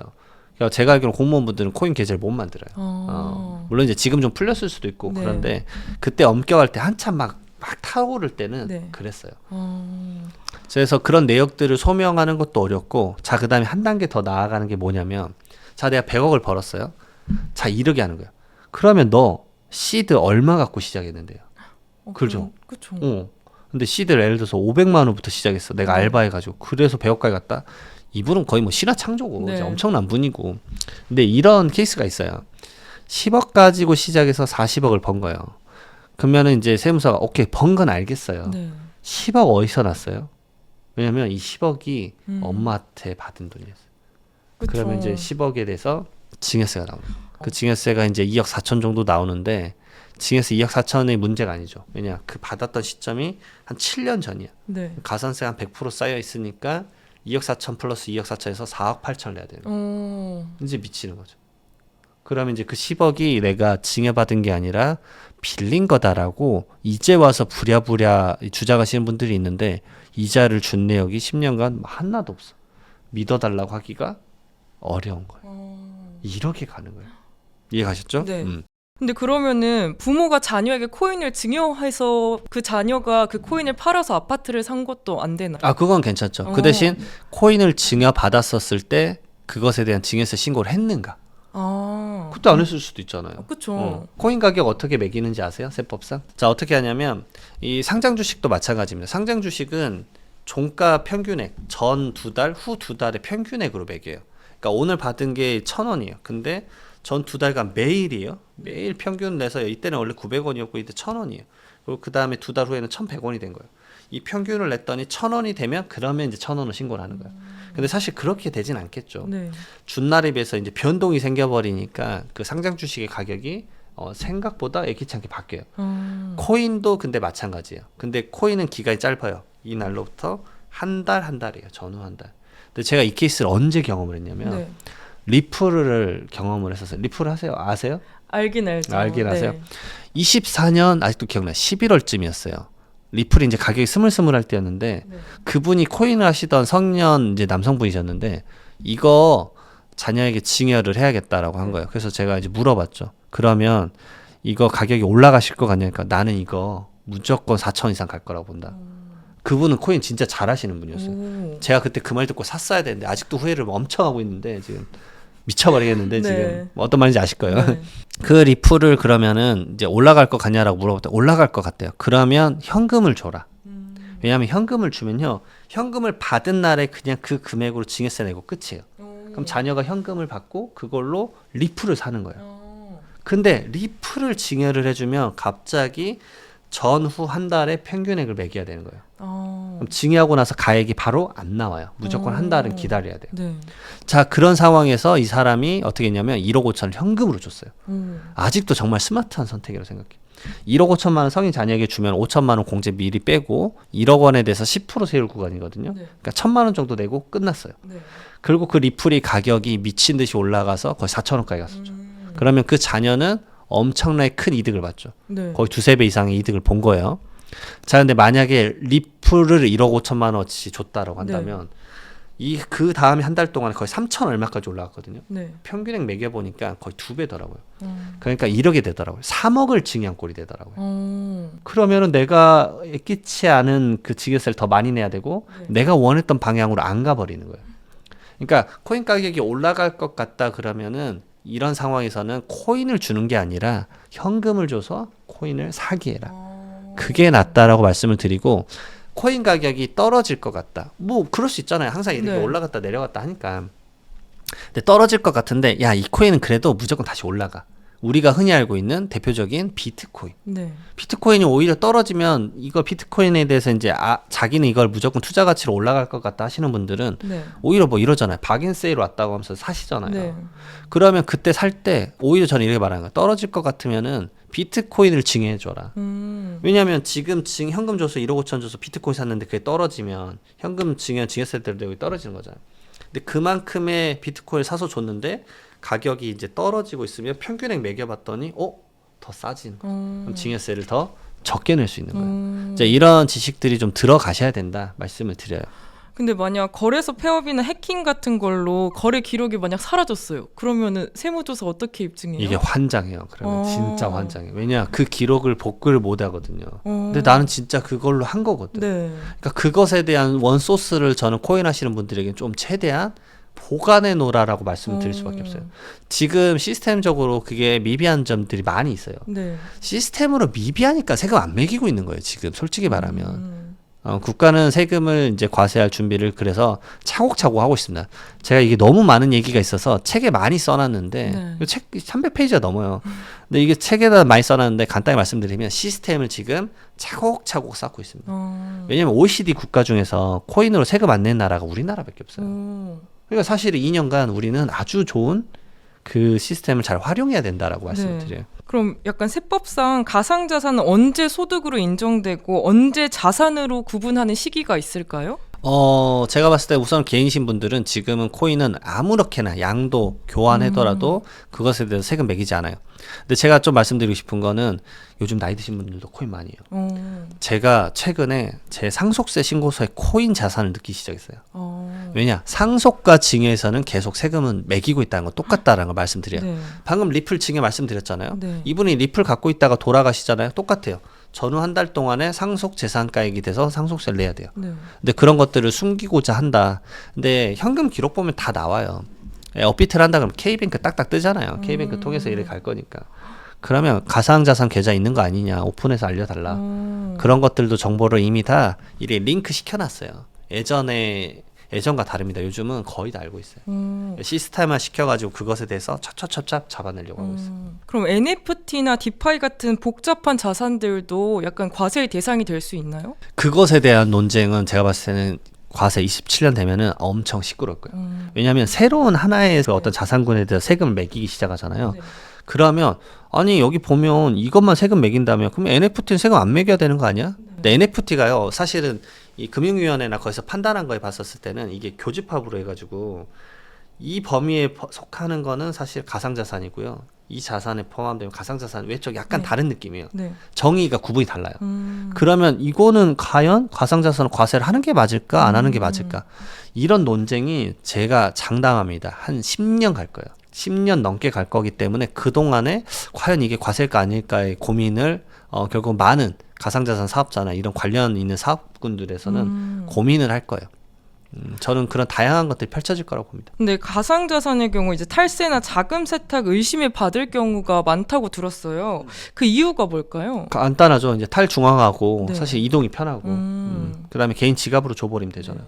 사실 개인 지갑 USB에 다 받고 주면 되는 거 아니에요? 몇백억씩도 옮겨져 버리니까. 이제 가상자산에 대한 세금이 2년 유예된 상태라고 들었어요.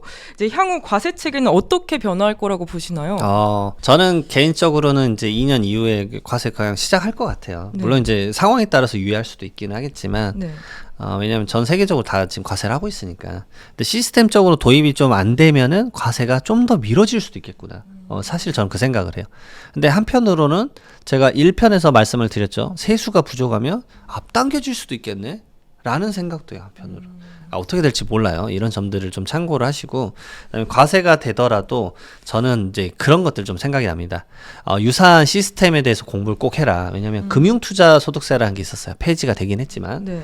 결국 주식에 대해서 5천만 원 이상 돈 벌면 세금 매기겠다라고 했죠. 네. 왜냐하면 상장 주식은 웬만하면 세금 안 매겼고 대주주만 냈었는데 네. 이제 일반 사람도 내게끔 하겠다 했다가 몰매를 맞고 폐지를 했어요. 근데 거기에 기본 공제는 5천만 원이었거든요. 근데 가상자산은 250만 원이요. 그래서 이런 것들이 좀 더 폭넓게 좀 인정됐으면 좋겠다. 왜냐하면 암호화폐 같은 경우는 거래 금액이 크잖아요. 그러면은 한 번에 나오는 세금도 클 거란 말이에요. 네. 그러니까 부담이 커가지고 이 시장을 활용하지 않을 수도 있거든요. 전 한편으로 이런 아이디어도 드려요. 지금 우리나라만 암호화폐 세금을 안 낸다라는 얘기면 오히려 암호화폐 뭐 슬로건 달기 나름인데 물론 시스템 도입은 해야 되겠지만 왜냐면 암호화폐가 블랙마켓이 너무 많잖아요. 이걸 뭐 마약이니 뭐 매춘이니 막 이런 데 쓴다고 하잖아요. 네. 막 전쟁에도 쓰인다고 하고. 그러니까 이게 결국은 이제 어떻게 활용하느냐에 따라 차이인데 우리나라를 암호화폐 뭐 청정국처럼 만들어서 우리나라는 세금이 없다. 그러니까 우리나라 와서 암호화폐 해라. 라고 이런 제도적으로 사실 자금을 유치하는 것도 네. 하나의 방법이라고 생각해요. 근데 그런 지역을 섹션을 정하는 거죠. 뭐 예를 들어서 뭐 가정을 하는 거예요. 그냥 제주도가 좀 힘들다고 하니까 제주도에서 암호화폐 하는 사업자들은 세금 없어. 이런 게 특정 지역을 만들 수도 있잖아요. 그래서 네. 그걸로 자금을 유치하는 게 우리나라에게 필요하다고 봐요. 왜냐하면 우리나라가 점점 제조업이 어려워진다 그러면 결국은 일본이랑 유사하게 투어리즘의 아이템으로 우리나라에 뭔가 수익 창출을 해야 되는 것도 필요하다고 보거든요. 네. 결국 이제 어떤 여행의 유인책이 어떤 게 될 거냐 이런 것들 중에 하나로 또 비트코인이 되지 말란 법도 없어요. 그럼 지금 이제 세금이 비트코인에 대한 세금 정책이 나와 있는 게 없다고 하셨잖아요. 이제 세무사님이 보시기에 향후에 어떻게 세금 정책이 변화할까요? 사실은 엄청 복잡하게 많이 바뀔 거예요. 특히나 이제 사업하시는 분들도 이 영상을 보실 건데 지금 코인으로 저라면 이제 매출 말 그대로 전 수수료를 받을 거예요. 근데 저는 법인이라 아직 못 받아요. 그래서 이 부분에 대해서 좀 간단히 말씀드리면 지금 이미 검찰, 경찰, 그 다음에 국세청, 그 다음에 비영리법인은 코인 계좌를 만들 수 있어요. 원래 법인이 우리나라만 희한하게 그 법인 계좌를 못 만들었었어요. 네. 근데 계좌를 만든 이유는 딱 하나예요. 국세청에서 코인을 압류를 했는데 얘를 못 팔아. 계좌가 없으니까. 그래서 계좌 만들어서 팔게끔 해준 거예요. 말 그대로 자금을 회수하는 거죠. 그런 식으로 이제 1단계 작업으로 이제 풀렸어요. 그 1단계 중에서 비영리법인의 대표적인 게 뭐냐면 대학교예요. 왜냐하면 대학교가 기부를 받아요. 코인으로 기부를 받고 걔를 팔아서 기부단체로 쓰는 거예요. 이런 제도가 조금씩 풀리기 시작하는 거예요. 대한민국도. 그 다음에 2단계로 풀리는 게 상장회사예요. 그럼 어떻게 되냐면 물론 이제 이게 정부 눈치를 좀 볼 수밖에 없기는 하지만 결국은 이런 아이템도 저는 생각이 드는 거예요. 자, GV80을 1비트코인에 사가세요. 왜냐? 상장회사도 이제 법인이 풀렸으니까 매출로 받을 수도 있다라는 거예요. 그러기 위해서 하나씩 풀리다가 4단계까지 풀리면요. 일반 회사, 법인도 코인으로 말 그대로 받을 수가 있어져요. 네. 그럼 저는 세무법인을 운영하고 있으니까 저는 코인으로 무조건 받을 거예요. 왜냐? 하나의 마케팅 효과라고 봐요. 사실상 코인으로 거래한 사람이 많지는 않겠죠. 네. 많지는 않겠지만 하나의 슬로건은 될 수 있다고 봐요. 저는 그런 생각을 하고 있기 때문에 이걸 잘 활용하시고 좀 더 양성화하는 방향으로 좀 나가면 좋지 않을까 그런 생각도 듭니다. 그런 아이템까지 좀 믹스를 시켜가지고 여러분들의 사업체, 여러분들의 일상에서 이걸 어떻게 활용할 것인가 고민을 해봤으면 좋겠고 그런 다양한 제도들을 위해서 사실 지금 국가기관인 금융감독원, 금융위원회, 국세청에서 엄청나게 노력하고 있습니다. 그 시스템적인 도입을 엄청 노력하고 있는데 그런 관련된 내용이 사실 많아요. 엄청 많은데 그걸 제가 이제 책에다 좀 많이 믹스를 해놨어요. 그래서 그걸 보시면은 좀 도움이 되지 않을까 생각이 듭니다. 네, 오늘 세무사님이 다양한 주제에 대해서 깊이 있게 다뤄주셔서 너무 구독자분들도 많은 도움이 됐을 것 같은데 저희 성공의 진심인 구독자분들께 한 말씀 부탁드립니다. 빨리 비트코인이 올랐으면 좋겠습니다. 저도 이제 코인을 하고 있는 입장에서 코인을 좀 긍정적으로 많이 바라볼 수 있는 뭐 시각이 이제 계속 나왔으면 좋겠고요. 그다음에 뭐 제 책에서도 이제 그런 얘기를 좀 많이 다뤘고, 그다음 제 채널에서도 계속 그런 걸 좀 많이 다루고 있습니다. 그리고 예전에 비해서 그 코인을 한 유저분들이 많이 늘어났어요. 진짜 네. 압도적으로 늘었거든요. 곧 1000만 명 뚫는데 그 이유는 뭐냐면 이제 코인에 대해서 예전에는 야 이거 스캠이야, 이건 뭐 튤립이다 뭐 이랬지만 약간은 인식이 좀씩 바뀌고 있는 것 같아요. 그래도 이제 항상 어떤 코인이 갑자기 와르르 무너지거나 막 작전을 당할 수도 있잖아요. 그러니까 네. 안정성 있게 생각을 해가지고 좀 투자를 하셨으면 좋겠습니다. 그런 것에 대해서 정책적인 도움이나 뭐 제도적인 도움, 그다음 실무적인 도움이 될 수 있게끔 저도 계속 노력하고 공부하겠습니다. 네, 오늘 세무사님 정말 귀한 시간 내주셔서 감사합니다. 저희는 다음에 더 좋은 콘텐츠로 찾아뵙겠습니다. 감사합니다.